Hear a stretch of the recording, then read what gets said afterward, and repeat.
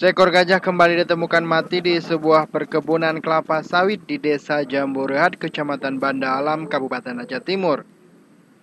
Gajah ini mati tanpa bekas luka kekerasan maupun pencurian gading. Diduga gajah mati akibat diracun pasca merusak perkebunan kelapa sawit di daerah tersebut.